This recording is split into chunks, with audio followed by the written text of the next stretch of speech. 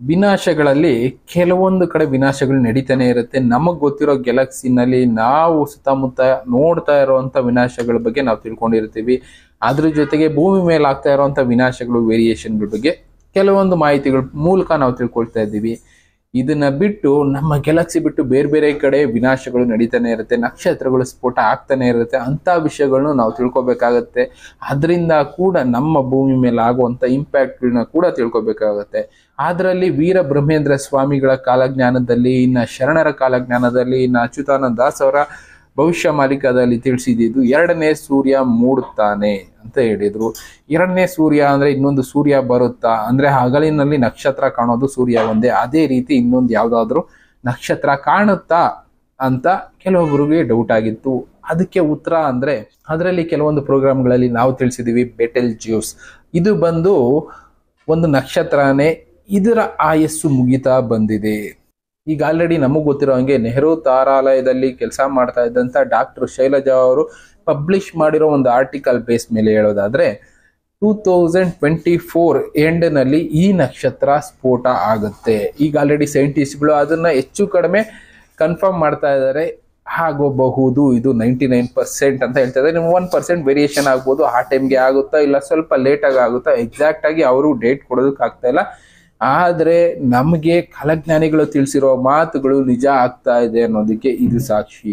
ಅದರಲ್ಲೂ ಬೀಟಲ್ ಜ್ಯೂಸ್ ನಕ್ಷತ್ರ ಮುಂದಿನ ದಿನಗಳಲ್ಲಿ ಎಕ್ಸ್ಪ್ಲೋಡ್ ಆಗೋ ಚಾನ್ಸಸ್ ಇದೆ. ದಿನದಿಂದ ದಿನಕ್ಕೆ ಇವರು ತೋರಿಸ್ತಾ ಇರೋ ಪಿಕ್ಚರ್ಗಳಲ್ಲಿ ನಾವು ನೋಡೋದು ಅರ್ಥ ಮಾಡ್ಕೋಬೇಕಾದ್ರೆ ಅದ್ರ ಸೈಜ್ ಅನ್ನೋದು ಕಡಿಮೆ ಆಗ್ತಾ ಇದೆ. ನಮ್ಗಿರುವಂತ ಡೌಟ್ಗಳೇನಂದ್ರೆ ಸೈಜ್ ಕಡಿಮೆ ಆಗೋದಕ್ಕೂ ಎಕ್ಸ್ಪ್ಲೋಡ್ ಆಗೋದಕ್ಕೂ ಏನ್ ಸಂಬಂಧ? ಸೈಂಟಿಫಿಕಲಿ ಸೈನ್ಸ್ ಬೇಸ್ ಮೇಲೆ ಹೇಳೋದಾದ್ರೆ ಕಂಪ್ರೆಸ್ ಆದಷ್ಟು ಅದ್ರ ಪ್ರೆಷರ್ ಅನ್ನೋದು ಜಾಸ್ತಿ ಆಗುತ್ತೆ. ಯಾವುದೇ ಮೆಟೀರಿಯಲ್ದಾಗ್ಲಿ ಕಂಪ್ರೆಸ್ ಆದಾಗ ಯಾವಾಗ ಬೇಕಾದರೂ ಅದು ಎಕ್ಸ್ಪ್ಯಾಂಡ್ ಆಗೋ ಚಾನ್ಸಸ್ ಇರುತ್ತೆ. ಅಂತ ಸ್ಟೇಜಲ್ಲಿ ಈಗ ಬೀಟಲ್ ಜ್ಯೂಸ್ ನಕ್ಷತ್ರ ಇದೆ.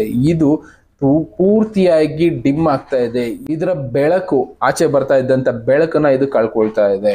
ಅದರಲ್ಲಿ ಕೆಲವೊಂದು ಶರಣರ ವಚನಗಳಲ್ಲೂ ಕೂಡ ನಾವು ನೋಡ್ಬೋದು, ನಕ್ಷತ್ರಗಳು ಅವುಗಳ ಶಕ್ತಿನ ಹೊಳಪನ್ನ ಕಳ್ಕೊಳ್ತವೆ ಅಂತಾನೆ ತಿಳಿಸಿದ್ರು. ಅಂತ ಸಂದರ್ಭಗಳನ್ನ ಈಗ ನೋಡ್ತಾ ಇದ್ದೀವಿ. ಇದು ಅದರ ಹೊಳಪನ್ನ, ಅದರ ಶಕ್ತಿನ ಕಳ್ಕೊಳ್ತಾ ಇದೆ. ಮುಂದಿನ ದಿನಗಳಲ್ಲಿ ಈ ನಕ್ಷತ್ರ ಎಕ್ಸ್ಪ್ಲೋಡ್ ಆಗುತ್ತೆ ಅನ್ನೋದು ಈಗ ಕನ್ಫರ್ಮ್ ಆಗ್ತಾ ಇದೆ. ಇದು ಎಕ್ಸ್ಪ್ಲೋಡ್ ಆದ್ರೆ ಎರಡನೇ ಸೂರ್ಯನ ರೀತಿ ಬೆಳಕು ಅನ್ನೋದು ಬರುತ್ತೆ. ಇದು ಎಷ್ಟು ದಿನ ಇರುತ್ತೆ, ಹೇಗಿರುತ್ತೆ, ಇನ್ನ ಅದಕ್ಕೆ ಎಕ್ಸಾಕ್ಟ್ ಡೇಟ್ ಆಗ್ಬೋದು, ತಿಂಗಳಾಗ್ಬೋದು, ಯಾರು ಹೇಳೋದಕ್ಕಾಗೋದಿಲ್ಲ.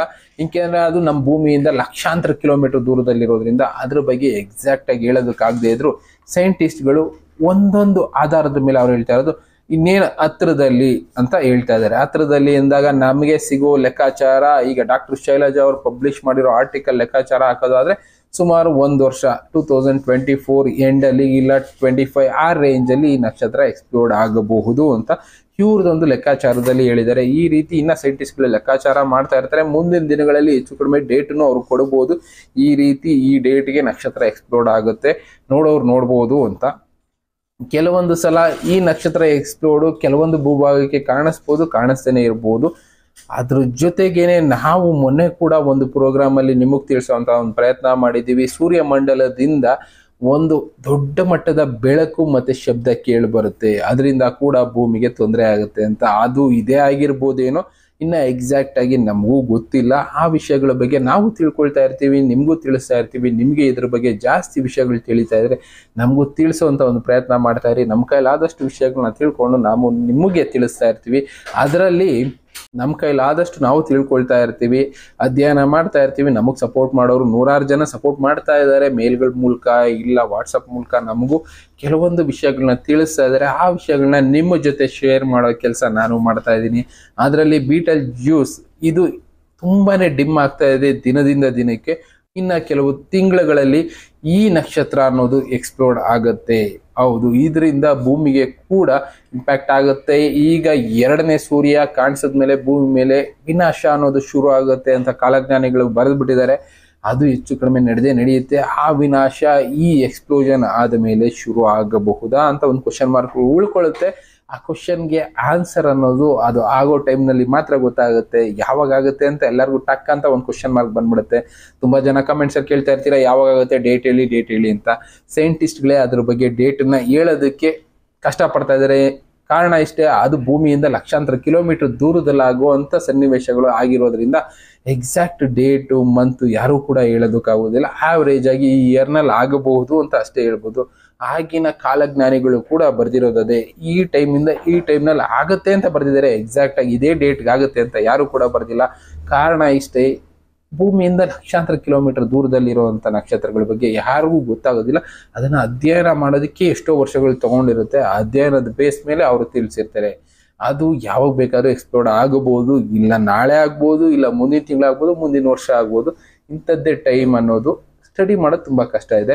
ಆದರೂ ಇಂಥ ವಿಷಯಗಳು ಸಂಭವಿಸ್ತವೆ ಅಂತ ಕಾಲಜ್ಞಾನದಲ್ಲಿ ಬರೆದಿದ್ದಾರೆ. ಅಂಥ ವಿಷಯಗಳು ಈಗ ನಡೀತಾ ಇದ್ದಾವೆ, ಕಣ್ಮುಂದೆ ನೋಡ್ತಾ ಇದ್ದೀವಿ, ಅದ್ರ ಬಗ್ಗೆ ನಾವು ತಿಳ್ಕೊಳ್ತಾ ಇದ್ದೀವಿ. ಕೊನೆಗೆ ನಮ್ಗೆ ಅರ್ಥ ಆಗ್ತಾ ಇರೋದಿಷ್ಟೇ, ಕಾಲಜ್ಞಾನಿಗಳು ತಿಳಿಸಿರೋ ವಿಷಯಗಳೆಲ್ಲ ಹೆಚ್ಚು ಕಡಿಮೆ ನಿಜ ಆಗ್ತಾ ಇದ್ದಾವೆ. ನಾವು ಯಾವ ದಾರಿನಲ್ಲಿ ಹೋಗ್ತಾ ಇದ್ದೀವಿ ಆ ದಾರಿ ಸರಿನಾ ಅಂತ ಯೋಚನೆ ಮಾಡ್ಕೊಳ್ಳಿ, ಬದುಕೋದಕ್ಕೆ ದಾರಿಗಳನ್ನ ಕಂಡುಕೊಳ್ಳಿ. ಈ ಬೀಟಲ್ ಜ್ಯೂಸ್ನ 15 ಇಯರ್ಸಿಂದ ಅಧ್ಯಯನ ಮಾಡ್ತಾ ಇರುವಂಥ ಸೈಂಟಿಸ್ಟ್ಗಳು ಈಗ ಕೊನೆಗೆ ಕೊಟ್ಟಿರೋ ರಿಪೋರ್ಟ್ ಪ್ರಕಾರ ಇದು ಒಂದು ಪೋರ್ಷನಲ್ಲಿ ಡಿಮ್ ಆಗ್ತಾ ಇದೆ. ಕಾರಣ ಅಲ್ಲಿರುವಂಥ ಮೋಡಗಳಿಂದ ಅದು ಕವರ್ ಆಗ್ತಾ ಇರ್ಬೋದೇನೋ, ನಮಗೆ ಕಾಣಿಸದೇ ಇರ್ಬೋದು ಅಂತಲೂ ಒಂದು ಕಾರಣ ಹೇಳಿದ್ದಾರೆ. ಇಲ್ಲದೆ ಅದು ನಿಜವಾಗ್ಲೂ ಕಂಪ್ರೆಸ್ ಆಗ್ತಾ ಇದೆಯಾ ಅನ್ನೋ ಒಂದು ಡೌಟು ಅವರು ಹೇಳಿದ್ದಾರೆ. ಅದನ್ನ ಬಿಟ್ರೆ ಈಗ ಸೂರ್ಯನಲ್ಲಿ ನಾವು ನೋಡ್ತಾ ಇರ್ಬೋದು, ಒಂದು ಬ್ಲ್ಯಾಕ್ ಹೋಲ್ ಅನ್ನೋದು ಕ್ರಿಯೇಟ್ ಆಗ್ತಾ ಇದೆಯಲ್ಲ, ಆ ರೀತಿ ಇದರಲ್ಲೂ ಏನಾದರೂ ಹೋಲ್ ಅನ್ನೋದು ಕ್ರಿಯೇಟ್ ಆಗ್ತಾ ಇದೆಯಾ, ಈ ರೀತಿ ಕ್ವಶನ್ ಮಾರ್ಕ್ಗಳು ಇನ್ನ ಸೈನ್ಸ್ ಅಲ್ಲಿ ಹಾಗೆ ಉಳ್ಕೊಂಡಿದೆ. ಆ ಕ್ವಶನ್ಗೆ ಆನ್ಸರ್ಗಳನ್ನ ಹುಡ್ಕೋ ಪ್ರಯತ್ನದಲ್ಲಿ ಸೈಂಟಿಸ್ಟ್ಗಳಿದ್ದಾರೆ. ಅಂತ ಉತ್ತರಗಳು ನಮಗೂ ಸಿಗದೆ ಇರ್ಬೋದು, ನಿಮಗ್ ಸಿಗಬಹುದು. ಕೆಲವೊಬ್ರು ಕೆಲವೊಂದು ಅಧ್ಯಯನಗಳನ್ನ ಮಾಡ್ತಾ ಇರ್ತೀರ, ಅಂಥವ್ರಿಗೆ ಈ ವಿಷಯಗಳ ಬಗ್ಗೆ ಮಾಹಿತಿಗಳು ಸಿಗ್ಬೋದು. ಇದ್ರ ಬೇಸ್ ಮೇಲೆ ನಾವು ಜನಕ್ಕೆ ಆದಷ್ಟು ಇನ್ಫಾರ್ಮೇಶನ್ಗಳನ್ನ ಶೇರ್ ಮಾಡೋಣ. ಮುಂದಿನ ದಿನಗಳಲ್ಲಿ ಆಗುವಂಥ ವಿಷಯಗಳನ್ನ ತಿಳಿಸ್ತಾ ಹೋಗೋಣ, ತಿಳ್ಕೊಳ್ತಾ ಹೋಗೋಣ. ಈ ನಕ್ಷತ್ರ ಸ್ಫೋಟ ಆಗೋದ್ರಿಂದ ಗ್ರಹಗಳಲ್ಲೂ ಕೂಡ ಕೆಲವೊಂದು ವೇರಿಯೇಷನ್ಗಳು ಆಗುತ್ತೆ. ಗ್ರಹಗಳ ಚಲನೆ ವಲನೆಗಳ ಮೇಲೂ ಕೂಡ ಇಂಪ್ಯಾಕ್ಟ್ ಅನ್ನೋದು ಆಗುತ್ತೆ ಅನ್ನೋದು ಸೈಂಟಿಸ್ಟ್ಗಳು ಹೇಳ್ತಾ ಇರೋದು. ಇದನ್ನೇ ಆಗಿನ ಕಾಲದಲ್ಲಿ ವೀರಬ್ರಹ್ಮೇಂದ್ರ ಸ್ವಾಮಿಗಳಾಗ್ಬೋದು, ಬೇರೆ ಬೇರೆ ಜ್ಞಾನಿಗಳಾಗ್ಬೋದು ತಿಳಿಸಿರೋದು. ಗ್ರಹಗಳ ಚಲನೆ ಮಾರಿ ಹೋಗುತ್ತೆ, ಬದಲಾಗುತ್ತೆ, ಸೂರ್ಯ ಚಂದ್ರರು ನಡುಗುತ್ತಾರೆ, ಈ ರೀತಿ ಕೆಲವೊಂದು ವಚನಗಳಲ್ಲಿ ಅವರು ತಿಳಿಸಿದ್ದಾರೆ.